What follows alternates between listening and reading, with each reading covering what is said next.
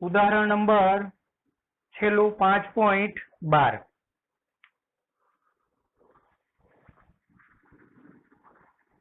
આ આઘાત અને પ્રત્યાઘાત ન્યૂટનની ગતિનો ત્રીજો નિયમ એ આધારિત છે.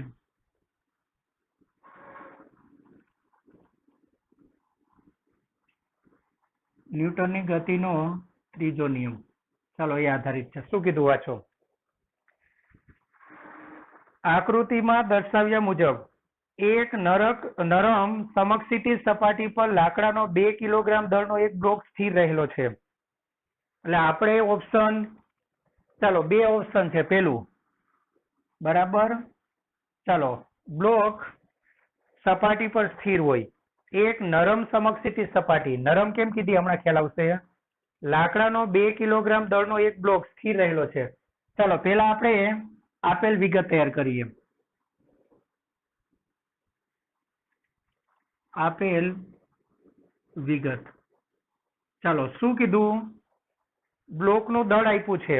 બે વસ્તુ છે, રકમ વાંચો એટલે ખ્યાલ આવી જશે. ચાલો બ્લોકનું દળ એને આપણે M1 કહી દઈએ, 2 કિલોગ્રામ. ચાલો આ ક્યાં સ્થિર રહેલો છે, તો 2 કિલોગ્રામ દળનો એક બ્લોક બરાબર નરમ સમક્ષિતિજ સપાટી પર સ્થિર રહેલો છે. હવે જ્યારે શું કરવામાં આવે, બે પરિસ્થિતિ છે. ચાલો પહેલી પરિસ્થિતિ બરાબર, બ્લોક સ્થિર હોય, સમક્ષિતિજ સપાટી પર સ્થિર હોય. બ્લોક સમક્ષિતિજ સપાટી પર સ્થિર હોય.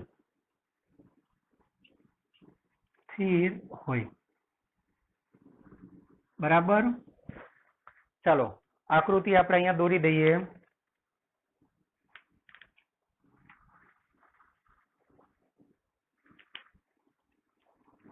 આ સમક્ષિતિજ સપાટી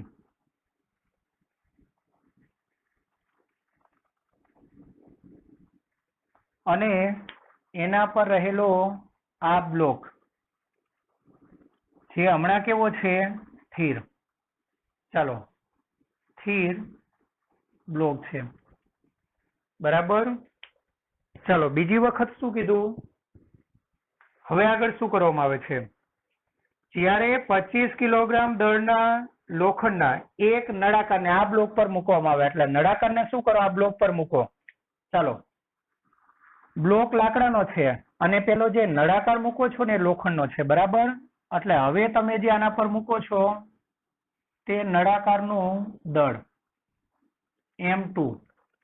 ચાલો કેટલું છે, 25 kg. 25 kg. ચાલો બરાબર. એટલે શું થયું, ખ્યાલ આવ્યો. આ રીતે આ નરમ સપાટી એના પર તમે એક બ્લોક મૂકેલો હતો, એટલે બ્લોકનું વજન એટલું પૂરતું નહોતું કે આને નીચે ધકેલે. નરમ સપાટી એટલા માટે કે નરમ સપાટી એટલે ધારો કે સ્પંજ એવું કંઈ બી હોય, સ્પંજ. એ સ્પંજમાં શું થાય, અથવા સ્પંજમાં શું થાય, બરાબર. તો એમાં તમે ઉપર બેસો કે વજન મૂકો તો એ દબાય, એટલે નરમ સપાટી કહેવાય. એટલે પેલા તમે લાકડાનો બ્લોક મૂક્યો ત્યારે તંત્ર સંતુલનમાં હતું, આનું દળ એટલું પૂરતું નહોતું કે આને દાબી શકે. પણ જ્યારે આના ઉપર તમે ચાલો લોખંડનો 25 kg દળનો નળાકાર મૂકો છો ત્યારે શું થાય, આનું વજન એટલું બધું વધી જાય. બરાબર. કે આ બંને કઈ બાજુ ગતિ કરે છે, આખે આખું તંત્ર કયો તો વાંધો નહીં, કઈ બાજુ ગતિ કરે, નીચે તરફ. અથવા એવું બી બની શકે કે આની જાડાઈ બહુ વધારે છે. બરાબર. અને સ્પંજ જેવો ભાગ હશે તો શું બનશે, ઘણી વાર એવું બને કે આખે આખી સપાટી નીચે ગતિ કરે. ઘણી વાર એવું બને. નરમ સપાટીના બે મતલબ લઈ શકાય. એક તો સપાટી પોતે નીચે સરકતી હોય તેવું લઈ શકાય, અને બીજો કેવો મતલબ લઈ શકાય કે એને જાડાઈ હોય પણ ઉપર વજન આવે એટલે એ સંકોચાય. બરાબર. આ બંને મતલબ લઈ શકાય. ધારો કે અહીંયા સંકોચાય છે તો વજન આવે એટલે આ સપાટી ઉપરની સપાટી છે એ ક્યાં ઉતરશે, નીચે. અને કેટલા પ્રવેગથી ગતિ કરે છે, વાંચો. જુઓ જ્યારે 25 કિલોગ્રામ દળના લોખંડના એક નળાકારને આ બ્લોક પર મૂકવામાં આવે છે, નળાકારને આ બ્લોક પર મૂકવામાં આવે છે, ત્યારે તળિયું સતત નમતું જાય છે. એટલે કઈ બાજુ જાય છે? નીચે. અને બ્લોક અને નળાકાર બંને એક સાથે 0.1 મીટર પર સેકન્ડના પ્રવેગથી નીચે ઉતરે છે. ચાલો, પ્રવેગ આપેલો છે. પ્રવેગ એ કેટલો આપેલો છે? 0.1 મીટર પર સેકન્ડના પ્રવેગથી નીચે ઉતરે છે. બ્લોક વડે તળિયા પર તળિયું નમતા પહેલા, એટલે બે સ્થિતિ લેવાની. જ્યારે તમે નળાકાર નહીં મૂક્યો હોય ત્યારે આ નમતું નથી, સ્થિર છે. પછી બીજી આકૃતિ કઈ દોરશું? બરાબર, આના પર નળાકાર મૂકો એટલે આ આખું તંત્ર એ જેટલા પ્રવેગથી ક્યાં જાય છે? નીચે. એટલે તમારે પેલા આ પરિસ્થિતિ માટે, પછી નળાકાર મૂક્યા પછીની સ્થિતિ માટે કેટલું ક્રિયાબળ લાગશે? ગુરુત્વ પ્રવેગ 10 લેવાનું. અને આ પ્રશ્નમાં ક્રિયાબળ અને પ્રતિક્રિયાબળની જોડની ઓળખ કરો. ચાલો, બે આકૃતિ દોરવાની આવશે ને બીજી આકૃતિ કઈ આવશે? આમાં નળાકાર મૂકો તે પહેલા આનું વર્ણન કરીએ. ચાલો, તંત્ર સ્થિર છે.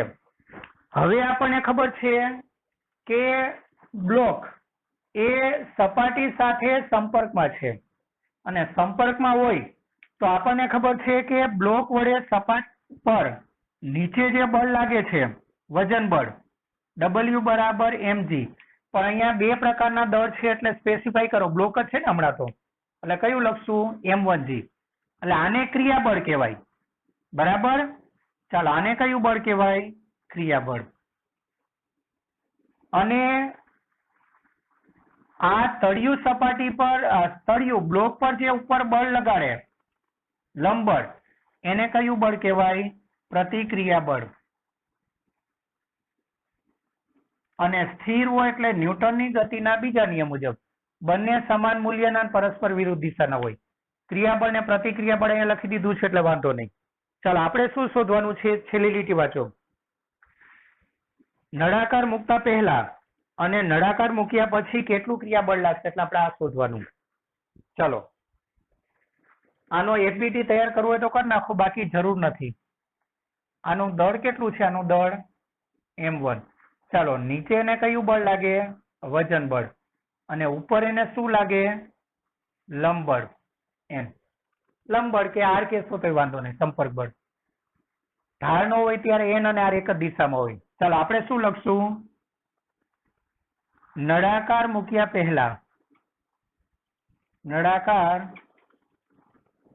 મૂક્યા પહેલા આ બ્લોક છે ને આની ઉપર મૂકશો ને તે નળાકાર હશે. નળાકાર મૂક્યા પહેલા બ્લોક સ્થિર હોવાથી, ચાલો, ન્યૂટનના, બરાબર, અને પછી લેશું આપણે, ચાલો ને, ન્યૂટન ગતિનો બીજો નિયમ. નળાકાર મૂક્યા પહેલા બ્લોક સ્થિર છે. બરાબર, ચાલો, બ્લોક વડે સપાટી પર, સપાટી એટલા નીચે જમીનો, ચાલો, બ્લોક વડે સપાટી પર લાગતું વજન બળ W બરાબર m1g. ચાલો, m1 કેટલા છે? 2. ગુરુત્વ પ્રવેગ 10 લેવાનું કીધું છે. કેટલા ન્યૂટન? 20 ન્યૂટન. જે કઈ દિશામાં છે? જે, અને કયું બળ ગણાય? ક્રિયાબળ છે. જે ક્રિયાબળ છે તથા અધો દિશામાં લાગે છે. અધો દિશામાં લાગે છે. ચાલો, થયું આટલું. એટલે આ વજન બળ એ ક્રિયાબળ છે ને કઈ દિશામાં લાગે છે? અધો દિશામાં. હવે ચાલો, ન્યૂટનની ગતિના બીજા નિયમ મુજબ બ્લોક આના ઉપર, ત્રીજા નિયમ મુજબ બ્લોક આના ઉપર આટલું બળ લગાડતું હોય તો આ પણ એના ઉપર સેમ એટલું જ બળ લગાડે. ચાલો, માટે ન્યૂટનના ગતિના ત્રીજા નિયમ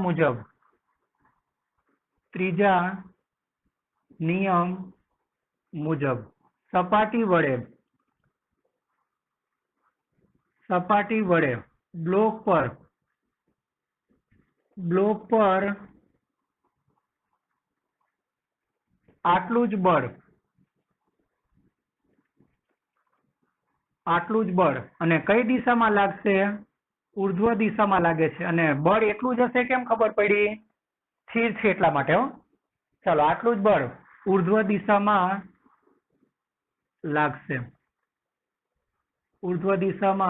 લાગશે જે કયું બળ કહેવાય? જે લંબ બળ કયો તોય વાંધો નહીં ને સંપર્ક બળ કયો તોય વાંધો નહીં, કારણ કે n બરાબર r. જે લંબ બળ કે સંપર્ક બળ થશે. ચાલો જે લંબ બળ કે સંપર્ક બળ કહેવાય એમ લખો ને, કહેવાય. ચાલો માટે સંપર્ક બળ r કે n, સંપર્ક બળ r કે n બરાબર સેમ કોના જેટલું? આટલું જ ને, 20 ન્યૂટન.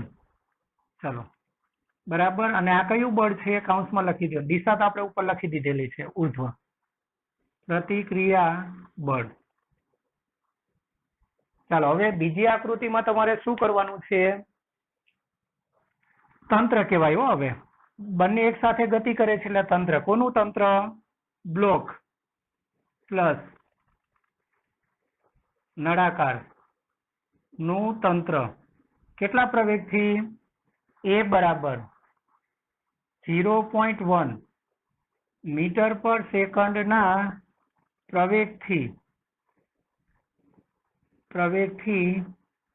નીચે ઉતરતું હોય. ચાલો ત્યારે બરાબર, નીચે ઉતરતું હોય ત્યારે. ચાલો હવે શું કરશું? એના માટે જરૂરી આકૃતિ.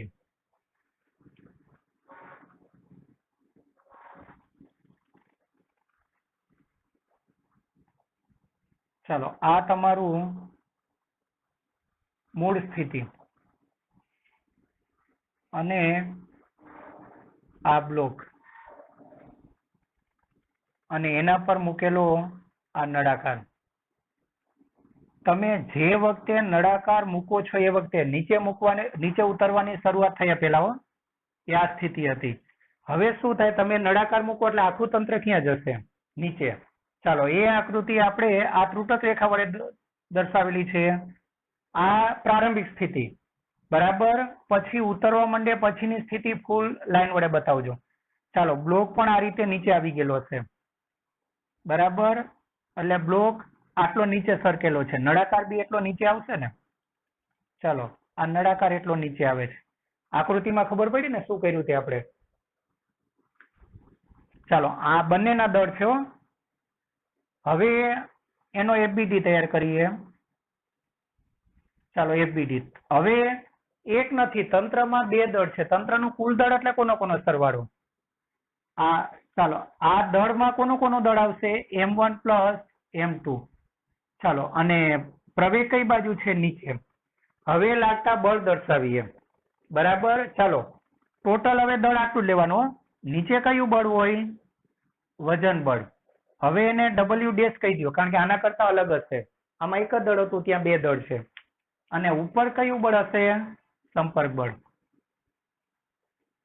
એના માટે બી સંકેત બદલી નાખો, N ડેશ કે R ડેશ. ચાલો નીચે વજન બળ W ડેશ બરાબર શું? કુલ દળ એટલે M1 plus M2 into G અને ઉપર સંપર્ક બળ R. અને તેમ છતાંય ગતિ કઈ બાજુ છે? સંપર્ક બળ કયો તોય ચાલે ને લંબ બળ કહેશો તો બી ચાલે. ચાલો તેમ છતાં અહીંયા બી તમે R કે N કોઈ બી લઈ શકો. R N અલગ અલગ ક્યારે હોય? ઢોળાવ હોય ત્યારે. સમક્ષ સ્થિતિ સમતલ હોય ત્યારે બંને એક જ હોય. ચાલો હવે શું કરશું? બરાબર. ચાલો આપણે આમાં શું કરશું હવે? તો અહીં તંત્ર કઈ બાજુ ગતિ કરે છે? તંત્ર અધો દિશામાં ગતિ કરે છે. અધો દિશામાં ગતિ કરે છે. ચાલો, આમાં ક્રિયાબળ આ કહેવાય હો. તંત્ર વડે સપાટી પર લાગતું વજન બળ એ ક્રિયાબળ થશે. ચાલો, માટે વજન બળ W ડેશ બરાબર શું? M1 plus M2 into G. ચાલો, M1 કેટલા છે? 2 અને M2 25. 2 પ્લસ 25 અને ગુરુત્વ પ્રવેગ કેટલા? 10 બરાબર 25 ને 2 27 ગુણ્યા 10 એટલે 270 ન્યૂટન. અને કઈ દિશામાં? અધો દિશામાં. બરાબર. ચાલો, હવે ગતિ કરે છે એટલે સંતુલનમાં નહીં હોય. ચાલો, હવે આ પ્રતિક્રિયા બળ કહેવાય. તમારે R ડેશ શોધવાનું. ચાલો, હવે F બરાબર ma સૂત્ર પરથી. ચાલો, F એટલે નેટ ફોર્સ. નીચે ગતિ કરે છે એટલે આ મોટું હશે હો. એટલે મોટું બળ કયું? હવે તો W ડેશ જ કહી દો ને. W dash. ચાલો, એમાંથી કયું બાદ કરવાનું? માઇનસ R ડેશ બરાબર શું? M into M. પણ M તરીકે ટોટલ દળો એટલે M1 plus M2 into G થશે આટલું. ચાલો, W ડેશ કેટલા હતા? 200 W ડેશ એટલે 270 માઇનસ R ડેશ શોધવાનું. ચાલો, આ કેટલા છે? 2 પ્લસ 25 ગુણ્યા ગુરુત્વ પ્રવેગ 10. ચાલો બાળકો, હવે આ દાખલો પૂરો કરીએ. W dash minus R dash M1 plus M2 into G નહીં A હો, પ્રવેગ A લેવાનો ને. ચાલો, ઇન્ટુ A. અને A કેટલા છે? તો રકમમાં જોઈ લ્યો જરા, કારણ કે આપણે જે ડેટા તૈયાર કરેલો તો એ સાફ કરી નાખ્યું છે. 0.1. ચાલો, આ કેટલું છે? 0.1. આપણે ત્યાં ભૂલ કરેલી હતી હો. ચાલો, હવે સાદુરૂપ આપીએ. માટે 270 માઇનસ R ડેશ બરાબર. ચાલો, 25 ને 2 27 ગુણ્યા 0.1. ચાલો, R ડેશ ને સૂત્રનો કરતા બનાવો. આ પેલી બાજુ જાય, આ બાજુ આવશે. ચાલો, એટલે આ તમારું પદ શું થવાનું? માટે 270 માઇનસ 27 ગુણ્યા 0.1 એટલે 2.7 બરાબર R ડેશ. માટે R ડેશ બરાબર 270 માંથી 2.7 કાઢો એટલે 267.3 થાય ને આટલું. 7 ને 3 10. ચાલો, થશે આટલું ન્યૂટન. જે કયું બળ થશે? પ્રતિક્રિયા બળ થશે. જે પ્રતિક્રિયા બળ થશે અને તે કઈ દિશામાં હશે? અને તે ઉર્ધ્વ દિશામાં હોય છે. અથવા હશે. ચાલો, થયું. તો આ દાખલો તમારો આ રીતે થાય. હવે જોવો જોઈએ કયો દાખલો બાકી છે. ચાલો, સ્વાધ્યાયમાં છેલ્લો દાખલો સમજાવો શા માટે. બરાબર. એ દાખલો પરીક્ષા માટે કરવાનો નથી, એટલે હું ખાલી તમને સમજાવી જાઉં. 5.23 અને જે PDF આપું ને એમાંથી લખી નાખવાનો રેગ્યુલર બુકમાં. પરીક્ષા માટે આ કરવાનું નથી. બરાબર. સમજાવો શા માટે. ખાલી અવકાશમાં ઘોડો ગાડીને ખેંચી અને દોડી શકતો નથી. બરાબર. સમજી લ્યો. લખાણ કઈ બી લખીશ ને, તમારે PDF માંથી લખી નાખવાનું. ખરેખર ઘોડો જયારે આગળ ચાલે ને તબડીક ત્યારે શું થાય? તો ઘોડાનો પગ છે ને જમીન સાથે આમ ત્રાસો અથડાય, એટલે આ રીતે બળ લાગે. બરાબર, આ રીતે બળ લાગે. હવે ન્યૂટનની ગતિના ત્રીજા નિયમ મુજબ ચાલો આ કોના વડે કોના પર લાગતું બળ? તો ઘોડાના પગ વડે જમીન પર લાગતું બળ. બરાબર, ચાલો અને આ જમીન છે હો.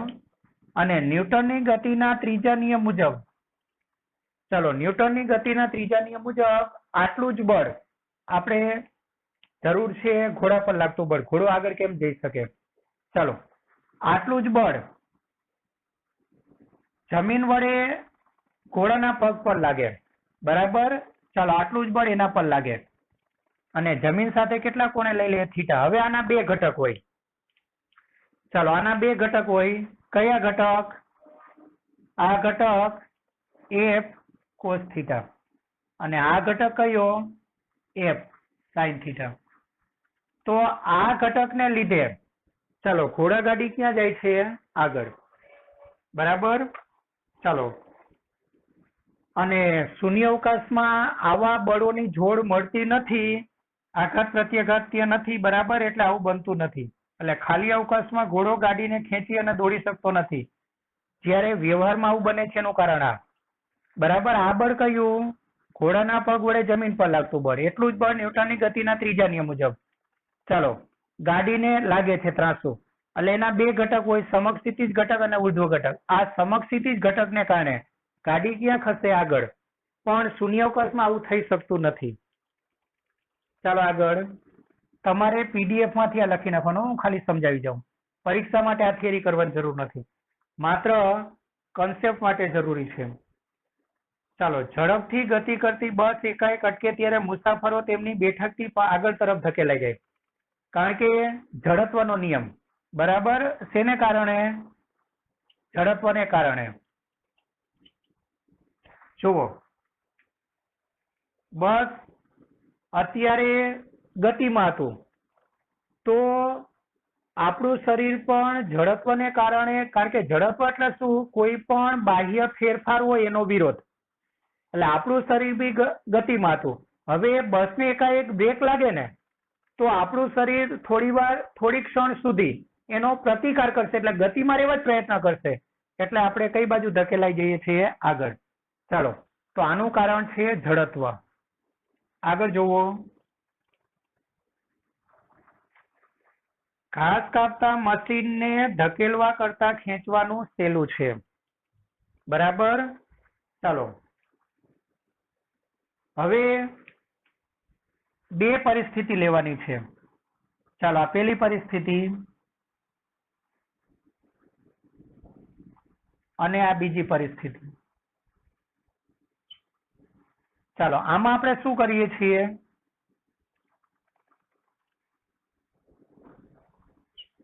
અને આવું તમારે રોલરમાં બી લાગુ પડે હો. અને મશીન એકનું એક જ છે એટલે દળ સરખું. રોલર.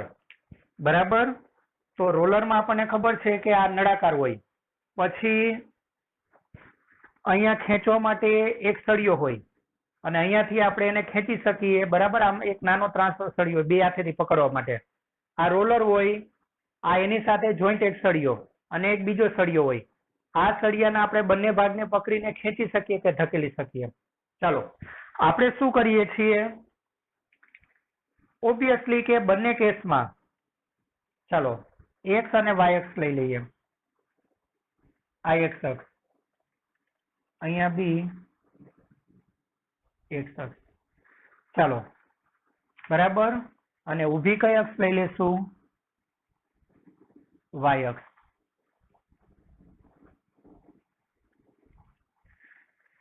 અને આનું વજન બળ બંને કેસમાં કઈ બાજુ હશે? વજન બળ તો બંને નહીં, કોઈ બી કેસમાં ફિક્સ જ હોય. કઈ બાજુ?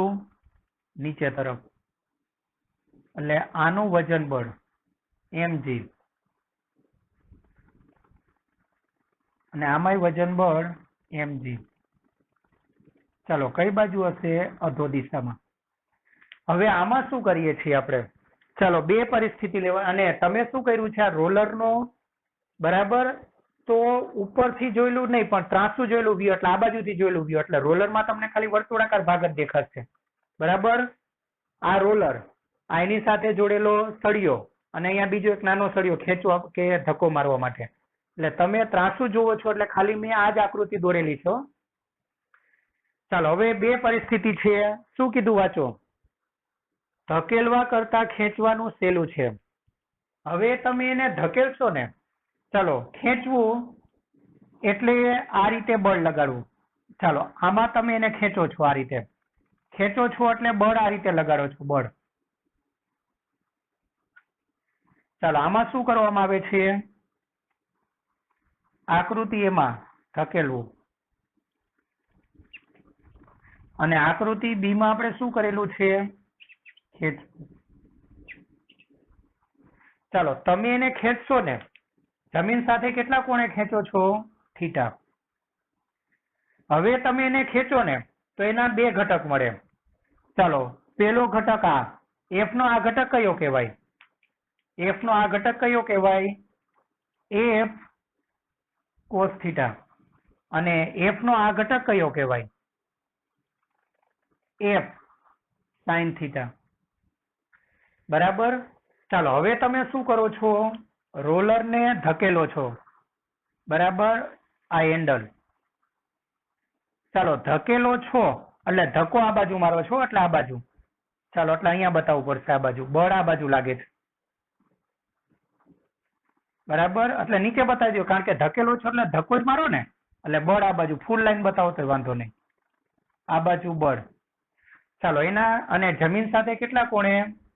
થીટા કોણે. એના બે ઘટક. ધક્કો મારવો એટલે ખબર ને નીચે તરફ ને ખેંચવું એટલે આગળ તરફ. એ તો બધાને લોજિકલી ખબર પડે. એફ નો આ ઘટક કયો કહેવાય? F cos theta. આમાં બી એ જ હતું ને. અને એફ સાઇન થીટા ક્યાં હોય? નીચે ને, આ તીર જુઓ નીચે, એફ સાઇન થીટા. તો શું ફરક આવ્યો? આમાં જુઓ, આમાં શું થયું? આ વજનમાંથી આ બળ બાદ થઈ જાય એટલે રોલરનું વજન ઓછું અનુભવાય. આમાં mg માં એડ થાય છે, આ બંને એડ થાય જુઓ, એટલે રોલરના વજન બળમાં એફ સાઇન થીટા ઉમેરાઈ જાય. એટલે આની કમ્પેરમાં આપણને ભારે લાગે. બરાબર, એટલે આ સ્થિતિમાં ભારે લાગે. આ સ્થિતિમાં આપણને રોલર હલકું અનુભવાય, અને તેથી ધકેલવા કરતા શેમાં સરળતા છે? ખેંચવામાં. શું કામ ખેંચવામાં સરળતા ખબર છે ને?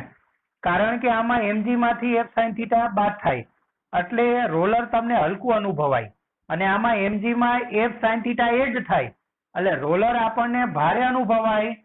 એટલે આ ક્રિયા મુશ્કેલ છે, આ સરળ. એટલે રોલરને ધકેલવા કરતા ખેંચવું સરળ છે. બરાબર.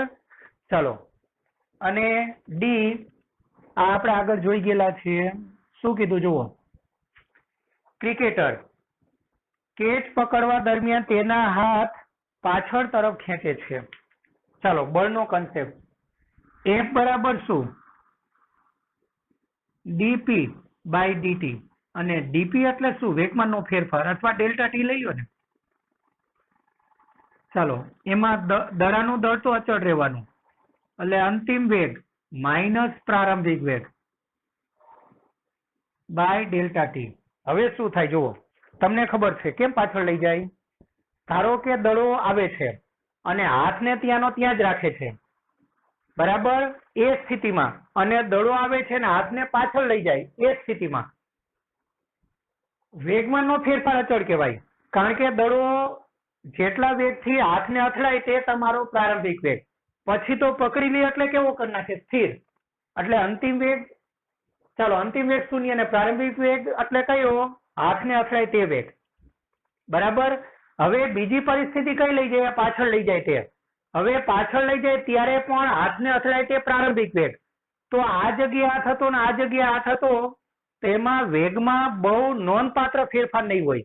એટલે આ કેસમાં અને આ કેસમાં પ્રારંભિક વેગ સરખો હોય, અને બંને કેસમાં અંતિમ વેગ શૂન્ય. બરાબર, એટલે બંને કેસમાં આ બંને સરખા હોય એટલે આ અચળ થાય. હવે આ અચળ થાય, પણ આમાં શું છે? તો આમાં પાછળ લઈ જવા માટે કંઈક સમય લાગે, અને કંઈક સમય લાગે એટલે આમાં સમયગાળો મોટો હોય. પાછળ લઈ જાય ત્યારે સમયગાળો મોટો હોય, અને સમયગાળો મોટો હોય તો બળ કેવું થાય? વ્યસ્ત ચલન. કારણ કે ડેલ્ટા પી તો અચળ ને, એટલે એફ ચલે છે શું કહેવાય? અચળ કાંટો એટલે ચલે છે 1/Δt. એટલે હાથને પાછળ લઈ જાય ને ત્યારે સમયગાળો વધારે લાગે, અને સમયગાળો વધારે થઈ જાય તો બળ ઓછું લાગે, અને બળ ઓછું લાગે તો હાથને કોઈ નુકસાન થતું નથી. એટલે અનુભવી ખેલાડી કેચ પકડવા માટે પોતાના હાથને ક્યાં લઈ જાય છે? પાછળ. શું કામ? વધુ સમય આપવા માટે. કારણ કે એને ખબર છે કે હું જો સમય વધુ આપીશ તો બળ કેવું લાગશે? ઓછું, અને મારા હાથને કોઈ નુકસાન થશે નહીં. ચાલો આ સાથે આ ચેપ્ટર અહીંયા પૂરું થાય.